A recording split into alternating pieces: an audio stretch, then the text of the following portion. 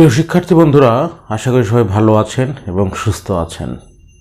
আমরা আজকে banking terms নিয়ে কিছু কথা বলবো এবং ব্যাংকিং যে ইন্টারব্যাংক লেনদেন হয়, ইন্টারব্যাংক যে ট্রানজ্যাকশন হয়, পেমেন্ট এবং সেটেলমেন্ট যে সিস্টেমটা বাংলাদেশ ব্যাংক কর্তৃক প্রযোজ্য, সেটা নিয়ে আমরা আজকে কথা বলবো।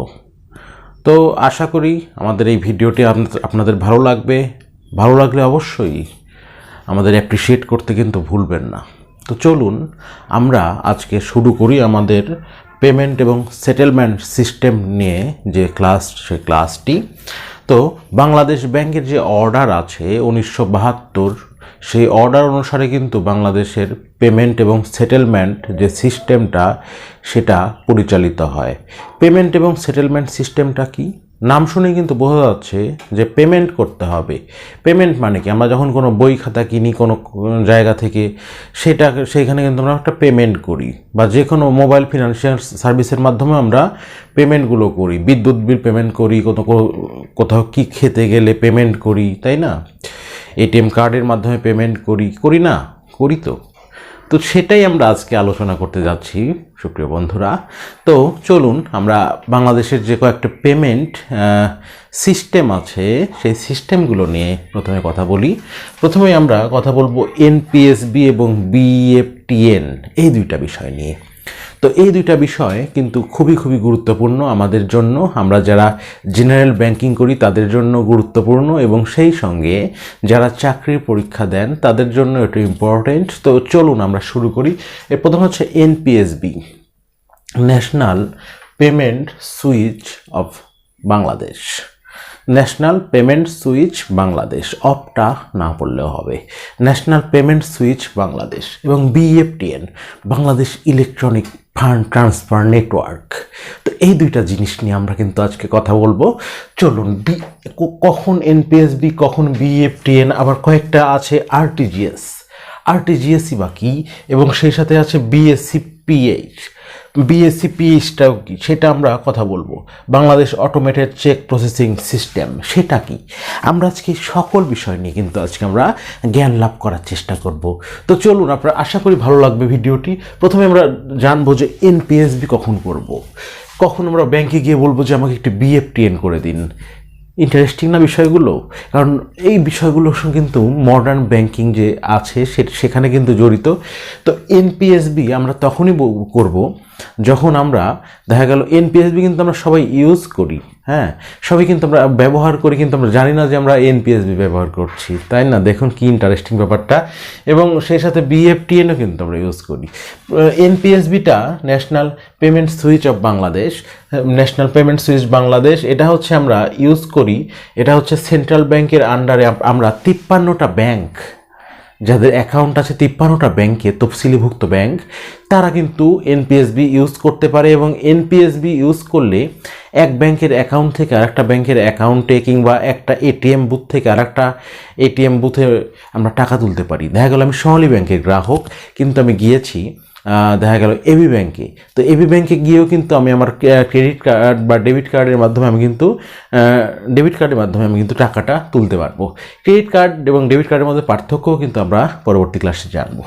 তো এনপিএসবি ব্যাপারটা হলো, যখনই আপনার অন্য কোনো ব্যাংকের অ্যাকাউন্টে, আপনার নিজের ব্যাংক অ্যাকাউন্ট থেকে অন্য আরেকটি ব্যাংকের অ্যাকাউন্টে যখন টাকা পাঠাতে খুব ইনস্ট্যান্ট প্রয়োজন, যে আমার এখনই টাকাটা তাকে পাঠিয়ে দেওয়া দরকার, তখনই আমরা এনপিএসবি ইউজ করব।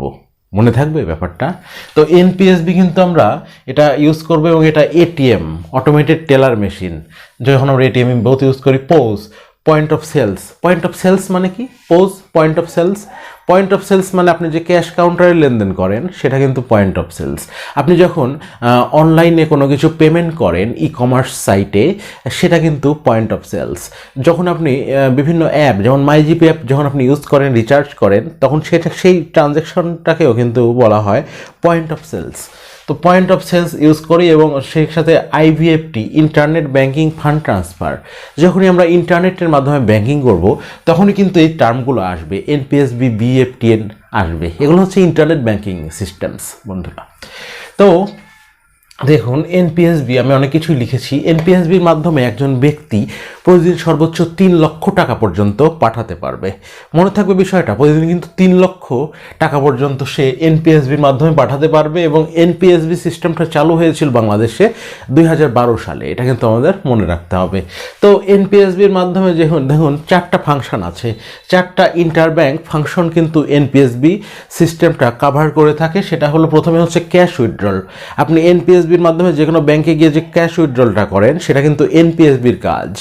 সেই সাথে ব্যালেন্স কোয়েরি, আমার অ্যাকাউন্টে কত টাকা আছে সেটা কিন্তু আমি এনপিএসবির মাধ্যমে কিন্তু আমি করে থাকি। এবং সেই সাথে ফান্ড ট্রান্সফার করে থাকি, এটা তো আমরা বললামই, এক ব্যাংক থেকে আরেক ব্যাংকে ইনস্ট্যান্ট ফান্ড ট্রান্সফার।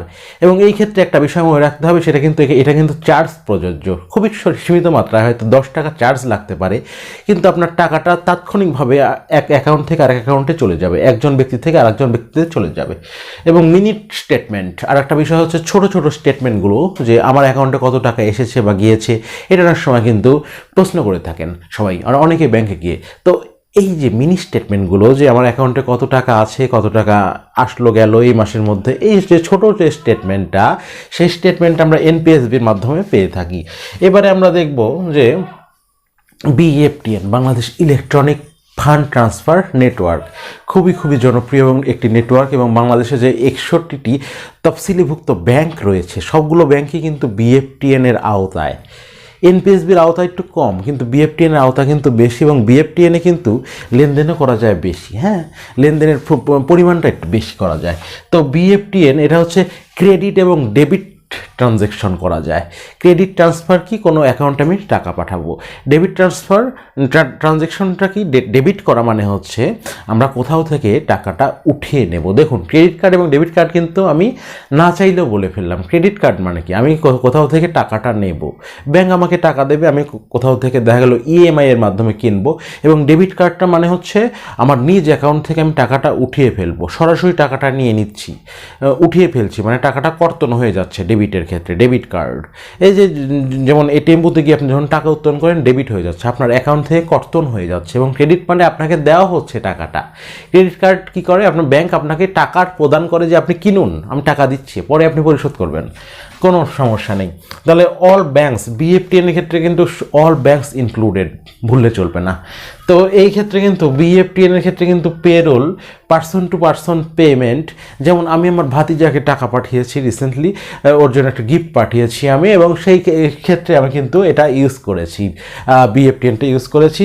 এটা একটু অধিক নিরাপদ একটা পেমেন্ট। এবং ইএমআইয়ের মাধ্যমে যখন আমরা কোনো পণ্য কিনি কিস্তিতে, সেটাও কিন্তু আমরা বিএফটিএন ইউজ করি। এবং ফরেন এবং ডোমেস্টিক রেমিটেন্স, ফরেন এবং ডোমেস্টিক রেমিটেন্স যখন আমরা এক জায়গা থেকে, দেখো আমার আত্মীয় পাঠালো সৌদি আরব থেকে বাংলাদেশে, তখন কিন্তু সেটা বিএফটিএনের মাধ্যমে কিন্তু তিনি পাঠিয়ে থাকেন। কারণ ওখানে দেখা গেল ওয়েস্টার্ন ইউনিয়ন রয়েছে বা অন্য কোনো মানিগ্রাম রয়েছে, সেখান থেকে সে যখন পাঠাবে তখন সেটা বিএফটিএনের মাধ্যমে হবে। এবং আরেকটা জিনিস হচ্ছে social security payments, social security যে পেমেন্টস আছে, সামাজিক নিরাপত্তা কর্মসূচি, সেটা কিন্তু সরকার বিএফটিএন এর মাধ্যমে কিন্তু ফান্ডগুলো ট্রান্সফার করে থাকে।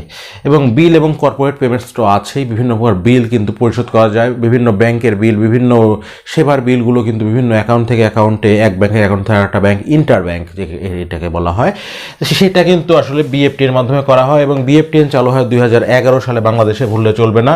এবং বিএফটিএন কিন্তু ফ্রি সম্পূর্ণ, কিন্তু এটার একটা ডিমেরিটস আছে, সেটা হচ্ছে এই ট্রানজ্যাকশনের ক্ষেত্রে 24 থেকে 72 ঘন্টা পর্যন্ত সময় লাগতে পারে। আপনি ইচ্ছা করলে সোনালী ব্যাংক থেকে ডাচ বাংলা ব্যাংক, সোনালী ব্যাংক থেকে এবি ব্যাংক, সোনালী ব্যাংক থেকে ব্যাংক এশিয়ার, যে কোনো ব্যাংকে ট্রান্সফার করতে পারবেন, আবার বিভিন্ন ব্যাংক থেকে আবার নিয়েও আসতে পারবেন। ঠিক আছে, টাকাগুলো এইভাবে আর কি। ইন্টার ব্যাংক আন্তঃ ব্যাংকিং লেনদেন ব্যবস্থা হচ্ছে এনপিএসবি এবং বিএফটিএন। তো এটা আমরা কিন্তু দেখলাম। এরপরে আমরা দেখবো আরটিজিএস। তো আরটিজিএসটা হচ্ছে real time gross settlement. Real time gross settlement, এটা কিন্তু আমাদের জানতে হবে। রিয়েল টাইম গ্রোস সেটেলমেন্ট এটা হচ্ছে কতগুলো হাই ভ্যালু থাকে, কতগুলো চেক থাকে না, যে অনেক বেশি ভ্যালু। তো সেই বেশি ভ্যালুর ক্ষেত্রে কিন্তু আমরা আরটিজিএস পেমেন্টসটা ইউজ করে থাকি। এবং মূলত এই যে বিষয়গুলো আমরা বললাম, এই সব কিছুই কিন্তু পেমেন্ট সিস্টেম ডিপার্টমেন্ট বাংলাদেশ ব্যাংকের একটি ডিপার্টমেন্ট আছে, ডিপার্টমেন্টের নাম হচ্ছে পেমেন্ট সিস্টেম ডিপার্টমেন্ট বন্ধুরা। তো এই পেমেন্ট সিস্টেম ডিপার্টমেন্ট কিন্তু সর্বদাই কিন্তু প্রতিদিন কিন্তু সকাল থেকে এই কাজগুলো করে থাকে এবং তারাই কিন্তু যে কোনো প্রকার লেনদেনের সমস্যা হলে তারা কিন্তু ঠিক করে ফেলে। তো এই ব্যাপারগুলো আমরা জানলাম এবং মডার্ন এবং এফিসিয়েন্ট যে ইন্টার ব্যাংক পেমেন্ট, এই পেমেন্টগুলোই কিন্তু এনপিএসবি, বিএফটিএন, আরটিজিএস এর মাধ্যমে করা হচ্ছে।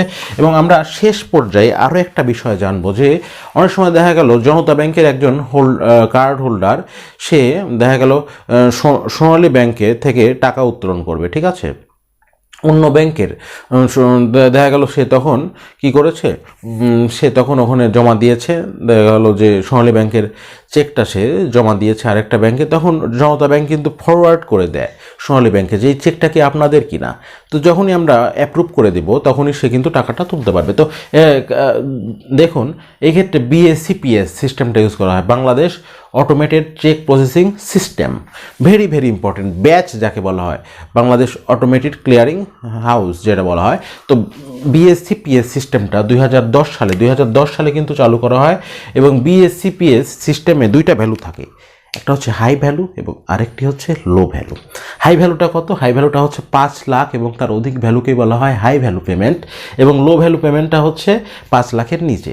এবং হাই ভ্যালু পেমেন্টটা অবশ্যই কিন্তু কর্তন করতে হবে বা নিয়ে নিতে হবে আমাকে, সেটা হচ্ছে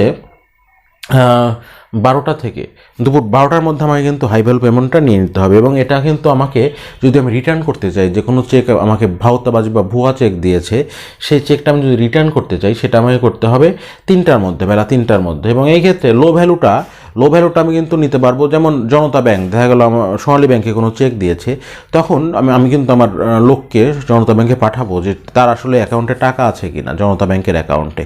তো জনতা ব্যাংকে গিয়ে যখন সে দেখবে যে টাকা আছে এবং আমার লোকটি টাকাটা নিয়ে আসবে, তখন কিন্তু আমি তার অ্যাকাউন্টে টাকা ট্রান্সফার করে দেবো। এক্ষেত্রে কাট অফের টাইম হচ্ছে 12টা 30 পর্যন্ত, 12টা 30 পর্যন্ত আমি টাকাটা নিয়ে নিতে পারবো এবং ঠিক হচ্ছে 5টা পর্যন্ত আমি কিন্তু টাকাটা আবার ব্যাকও করে দিতে পারবো, বা তার চেকটা কিন্তু আমি ডিসঅনার করে ব্যাক করে দিতে পারবো। এটাই হচ্ছে Bangladesh automated check processing systems, এবং এটা কিন্তু এমআইসিআর এর মাধ্যমে করা হয়। এমআইসিআর যন্ত্র আছে, ম্যাগনেটিক ইনক ক্যারেক্টার রিকগনিশন। তো এই যন্ত্রের মাধ্যমে কিন্তু চেকগুলো পরীক্ষা করা হয় অন্যান্য ব্যাংকের চেকগুলো ঠিক আছে কিনা, এবং পরীক্ষা করে একটা অ্যাপ্লিকেশনের মাধ্যমে অন্য ব্যাংক থেকে কিন্তু টাকাগুলো নিয়ে আসা হয়, বা আমরা অনেক সময় টাকাগুলো দিয়ে দিই, পরবর্তীতে কেটে নেওয়া হয় দিন শেষে। তো এই ছিল আজকের আমাদের আলোচনার বিষয়। ভিডিওটি একটু বড় হলো, কিন্তু ভিডিওটি দেখলে আশা করি আপনাদের সব ধরনের সমস্যা দূর হবে, ব্যাংকিং সিস্টেম নিয়ে একটা পরিষ্কার ধারণা সৃষ্টি হবে। সবাইকে ধন্যবাদ, ভালো থাকবেন।